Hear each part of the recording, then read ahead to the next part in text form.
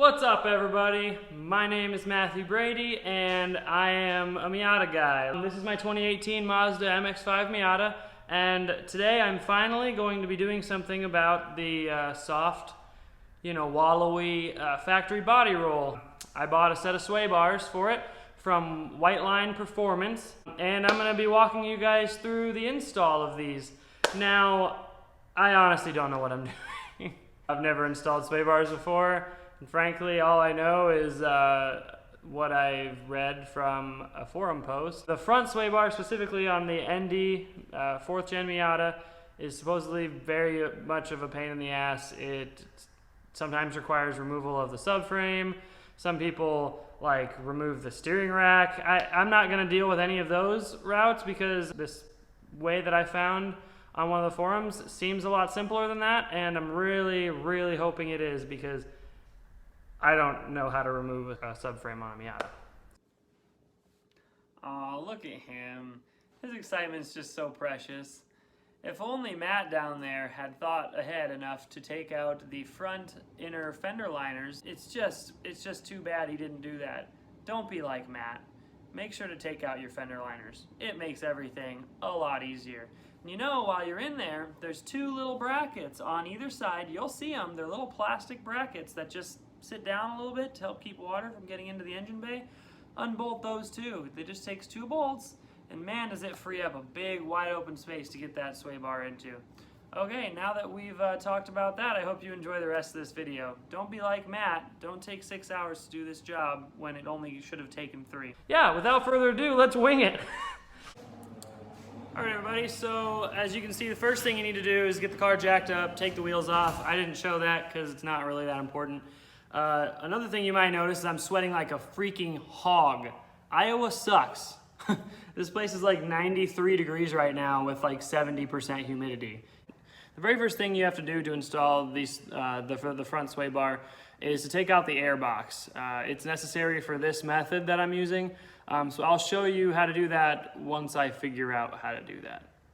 This is the sound tube for these cars. It pumps I guess artificial intake noise over there into the cabin. So this sucker's secured right here with a clamp. You just compress these two, pull this tube out. The very next thing you're going to want to do is disconnect this connector. It has a little push clip right on the top of it.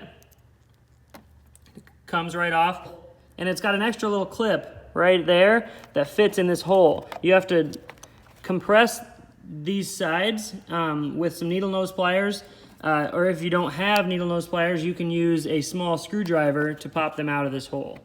So once that's out of there, this coolant overflow tube sits right here in this little connector. You got to pop this part loose from back here.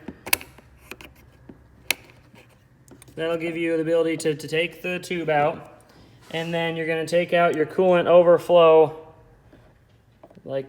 cap dipstick thing, clean it off, make sure it doesn't get coolant everywhere. After that, you've got 2 clips on this airbox. One right here, and one, let's see if I can point it out now, that's hot, and one right here. Undo those and this airbox can pop out. Before you take the lid of the airbox off, there's one Phillips head screw right here that we've got to loosen up so we can get the intake tube off of your throttle body, which is right here. So we got to get this off. Gotta work this tube off of here. Keep this out of the way. All right. And then this just lifts right out of here. So you can take the entire airbox lid off. And while you're at it, you can inspect your air filter. Before you get the actual airbox completely out of here, you need to remove this one bolt here. Set that aside somewhere safe or you're not going to lose it. And then literally all you do is there's 2 grommets underneath this airbox.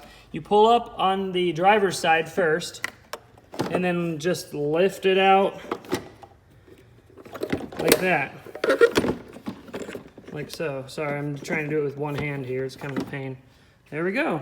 Your airbox is out. Now that you've got the airbox out, we're going to need to remove this black piece with these 2 12mm bolts that holds the airbox in. We're going to remove the battery box, 3 12mm bolts there, We're gonna need to remove this whole module, or not remove it, but push it down and out of the way underneath, which requires a 10mm bolt on that side and a 10mm bolt on this side.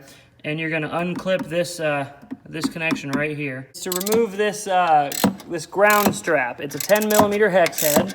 We're just gonna loosen that sucker up and get it out of the way. Then you're gonna move over here, and this is kind of a tricky part. If you can see, there's a bolt way down here. Okay, then there's another bolt all the way up underneath here. I can't actually even show you this one very well, but I can show you from around this side. It's this bolt right here. You're gonna remove that, which allows you to move this water line, right here down and out of the way so you can get your sway bar in. And in order to get those two bolts out, I actually unhooked this bolt right here to this hard line. There's another one right here. You're gonna remove that. They'll free these up, they'll be looser, and you can move them out of the way. It's a lot easier to get the sway bar maneuvered if this line is pushed down farther, away from the sway bar. There's two connectors. There's a gray connector here and a black connector that need to be taken out of the radiator shaft. All of that will help facilitate later when you have to squeeze this massive sway bar through the driver's side wheel well all the way to the passenger side. Removing Swaybar End Links is actually super easy, turns out. You've got one 14mm bolt at the top back here, and then one 14mm bolt right there. There's two other 14mm bolts right here and here. Those are a little bit more of a pain because there's not a whole lot of room to work. A ratcheting wrench helps a lot there, but I don't have that, so I'm just gonna, you know, bang my head against a wall for a while. All right, I got that one loose, and then this guy back here. Now that we've got both of those bolts off, the end link just comes right out like that. Now I'm going to take on these two bolts up here that are kind of a pain in the butt.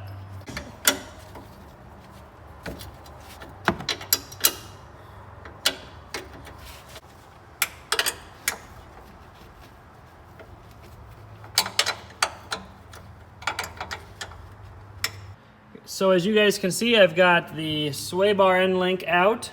There's the end of the sway bar right here. And then I've got the two bolts off of this mount bushing sort of thing here. Bolt and bolt right out there. Laying on the ground. Do this on a cooler day than I did, guys. I'm making this way harder on myself than it needs to be.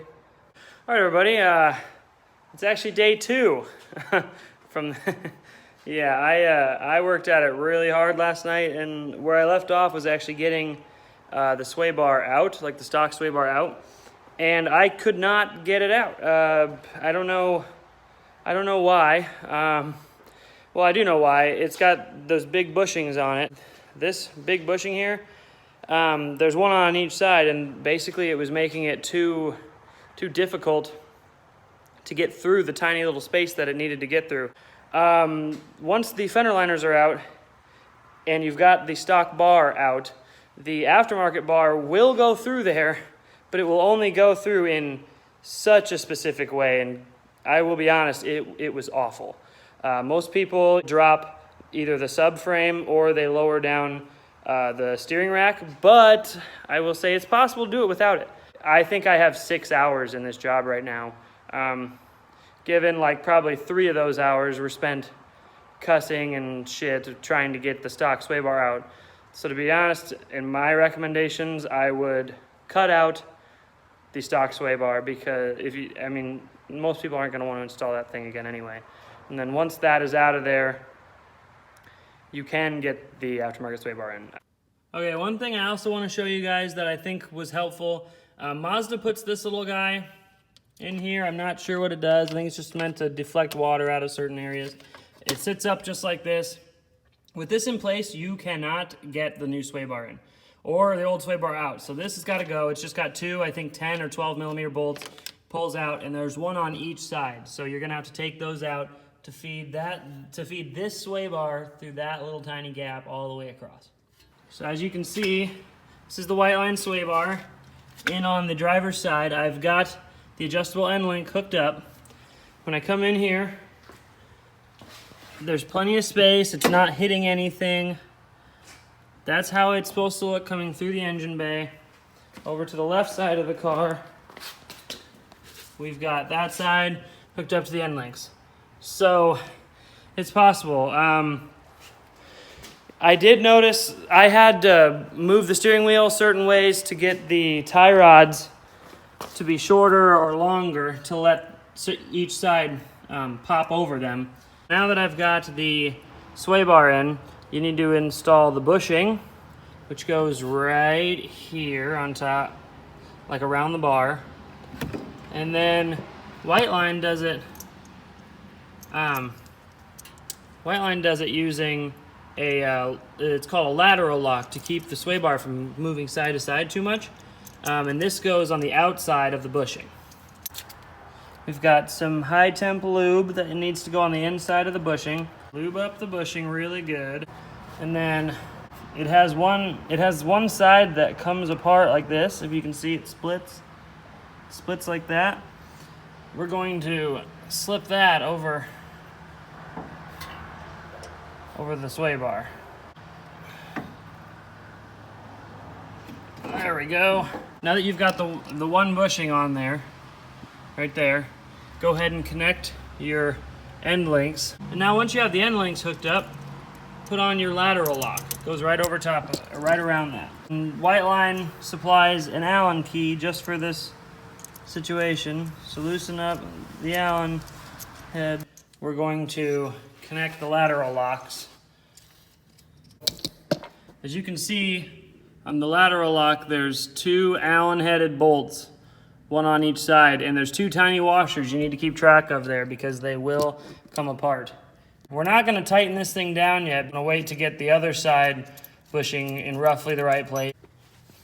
And then I'm going to tighten down the end links first, because you want the sway bar to be in the exact position it's going to be in when you lock this sucker down.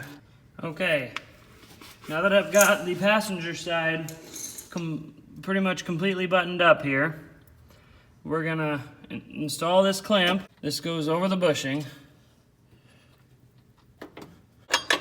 Oh, it's kind of hard to get on there. All right, and then it wiggles right onto there. Brighten up the screen a little bit for you guys. You've got two bolts that go on it, on either side. Oh, my hands are getting all greasy. Clean that grease off. Stuff's getting there.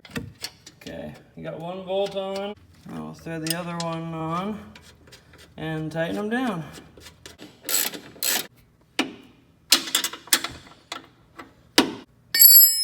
And then we're gonna bring our lateral lock up and tighten it down right there as tight as we can. Okay guys, so just a little recap. Once you get the sway bar in, get your end links on, and there's two bolts on the back sides, both are 14 millimeter. Get the bushing on, lubricated inside, then you've got two 14 millimeter bolts to hold that on with that clamp, and then your lateral lock, specific, this is I think specific to Whiteline, has two Allen keys that you need to tighten on either end. You just leave a small gap between the bushing and the lateral lock. So you'll want to do that on both sides.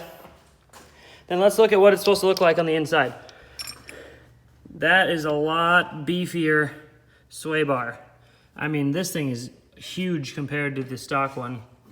You've got plenty of space between the sway bar and all of your lines. And hopefully, because of this, you'll have less body roll. I'll be able to report on that here in the near future. I'm going to daily drive it for a while, make sure everything's hooked up correctly. There's no clunking, no weird noises or anything. And then in 2 weeks, I'm actually going to Miata's at the Gap. I'm going to have a track day just before that where we'll get to try out the new sway bar and see how it works. Once you're done, get your fender liners bolted back on. Get your battery back in, your airbox back in.